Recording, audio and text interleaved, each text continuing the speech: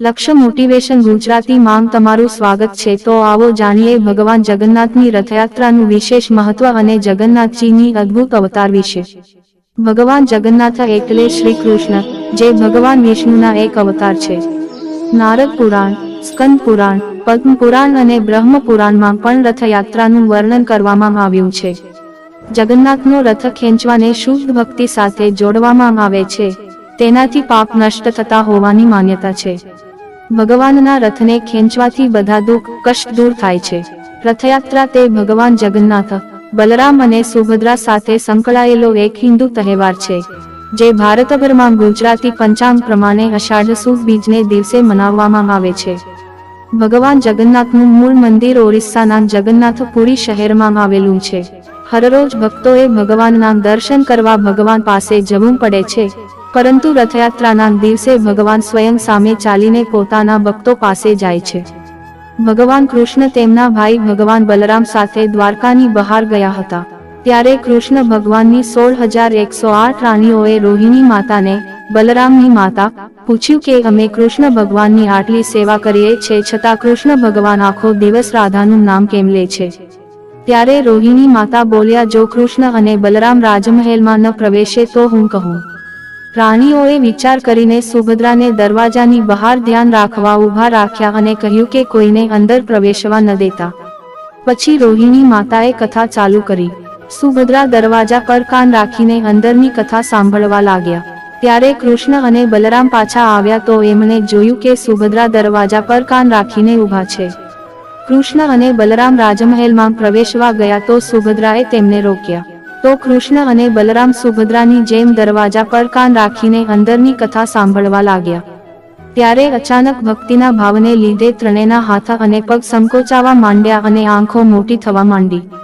ત્યારે કૃષ્ણ ભગવાનને મળવા નારદ મુનિ દ્વારકા આવ્યા તો તેમણે જોયું કે કૃષ્ણ ભગવાનના હાથ અને પગ સંકોચાઈ ગયા હતા અને આંખો મોટી થઈ ગઈ હતી।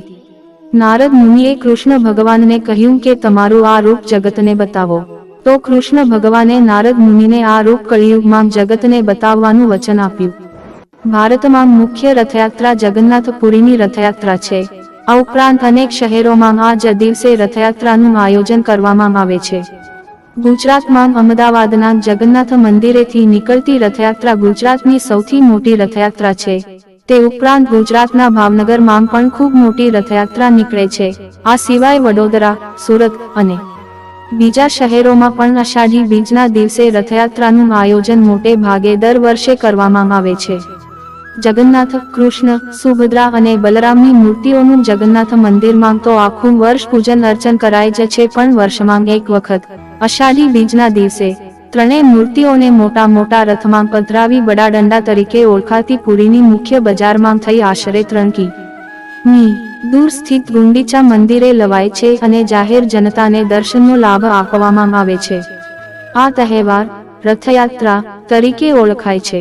આ રથ ખૂબ જ મોટા પૈડાંવાળા સંપૂર્ણ કાષ્ઠના બનેલા હોય છે, જે દર વર્ષે નવા બનાવાય છે અને તેને ભાવિકજનો દ્વારા ખેંચીને લઈ જવાય છે। જગન્નાથજીનો રથ આશરે 45 ફીટ ઊંચો અને 35 ફીટનો ચોરસ ઘેરાવો ધરાવતો હોય છે, જેને બનાવતા 2 માસ જેટલો સમય લાગે છે। પુરીના કલાકારો અને ચિત્રકારો આ રથના વિશાળ પૈડાનો કાષ્ઠમાંથી કોતરેલા રથ અને ઘોડાઓ પર ફૂલપાંખડીઓ અને અન્ય આકૃતિઓ ચિત્રે છે, તેમજ સુંદર રીતે શણગારે છે। રથના સિંહાસનની પીઠિકા પર પણ ઉલટા કમળફૂલોની આકૃતિઓ ચિતરવામાં આવે છે। આ રથયાત્રાને ગુંડીચા યાત્રા પણ કહેવામાં આવે છે।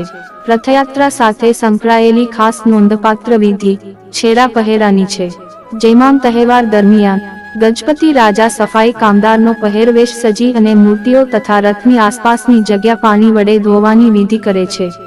તે ઉપરાંત રથયાત્રાના આગમન પૂર્વે રાજા અત્યંત ભક્તિભાવથી સોનાના હાથાવાળા સાવરણાથી રથયાત્રાનો માર્ગ વાળે છે, તેમજ તે પર સુખકાષ્ઠનું સુગંધી જળ અને પાવડર છાંટે છે। રિવાજ પ્રમાણે ગજપતિ રાજા એ કલિંગ સામ્રાજ્યનો સર્વોચ્ચ હોદ્દેદાર અને મહાનુભાવ વ્યક્તિ ગણાય છે। તે પણ જગન્નાથજીની સેવામાં નાનામાં નાનું કામ પણ કરે છે અને એ દ્વારા આશય એવો સંદેશ આપવાનો હોય છે કે ભગવાન જગન્નાથજી સમક્ષ મહાશક્તિશાળી સમ્રાટ કે સામાન્ય ભક્ત વચ્ચે કોઈ ભેદ હોતો નથી। એક અન્ય વિધિ મૂર્તિઓને શ્રી મંદિરમાંથી રથ પર પધરાવવાની હોય છે જે પહાંદી વિજય કહેવાય છે। આ ઉપરાંત રથયાત્રામાં ભક્તો દ્વારા ઠેર ઠેર પ્રસાદની પણ વ્યવસ્થા કરવામાં આવે છે। આ રથયાત્રાનો લહાવો લેવા લોકો બહુ મોટી સંખ્યામાં ઉમટી પડે છે અને ભગવાન દર્શન કરી રથયાત્રામાં જોડાયા છે। તો આવા જ આર્ટિકલ્સ સાંભળવા અમારી ચેનલ લક્ષ્ય મોટિવેશન ગુજરાતી સબસ્ક્રાઇબ કરો અને અમારી સાથે જોડાયેલા રહો।